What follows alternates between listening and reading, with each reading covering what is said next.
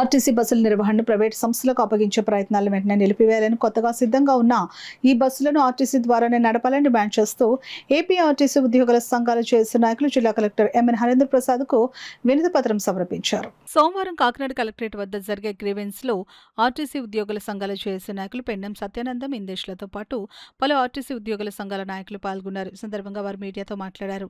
ఈ కార్యక్రమంలో ఏవీ రావు, రాజు, ఎస్ నారాయణ, పద్మ, శ్రీనివాసరావు, రవి, వైఎస్ఎన్ రాజు తదితరులు పాల్గొన్నారు.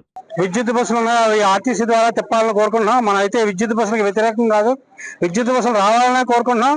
కానీ వచ్చిన విద్యుత్ బస్సులు ఆర్టీసీ ద్వారా తిప్పాలని కోరుకుంటున్నాం.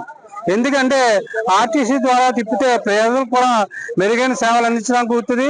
శిక్షిస్తున్న డ్రైవర్లు ఉన్నారు, మెకానికల్ ఉన్నారు. అలా కాకుండా ప్రైవేట్ వాళ్ళు తిప్పితే అవి ఎప్పుడు తిరిగితే తెలియదు, ఎప్పుడు ఆగిపోతే తెలియదు, ఏ రకంగా ఉండదో తెలియదు. ఆల్రెడీ రాష్ట్రంలో 4 డిపోలు మూసివేశారు. మనం ప్రజెంట్ మన కాకినాడ, అమలాపురం ఇటువంటి చోట్ల కూడా 50 చెప్పిన 150 బస్సులు ఆల్రెడీ రావడానికి సిద్ధంగా ఉన్నాయి. పనులు అయితే జరుగుతున్నాయి. బహుశా ఆగస్టు 15 కానీ సెప్టెంబర్ 1 కానీ అవి నడపచ్చు. ఆ నడిపేవన్నీ కూడా మన ఆర్టీసీ ద్వారా నడపమని చెబుతుంటే ప్రభుత్వం కాలయాపన చేస్తుంది తప్పించి ఎక్కడా కూడా కాగితం పూర్వకంగా మనకు హామీ అయితే ఇవ్వట్లేదు.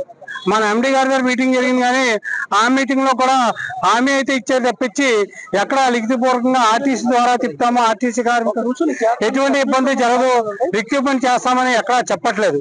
ఆల్రెడీ 14,000 మంది ఉద్యోగస్తుల కొరతో ఆర్టీసీ నడుస్తుంది.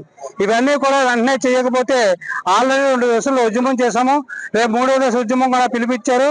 అవన్నీ కూడా ఉద్యమం చేస్తామని తెలియజేస్తూ ఈ అవకాశం మీ అందరూ కూడా ధన్యవాదాలు.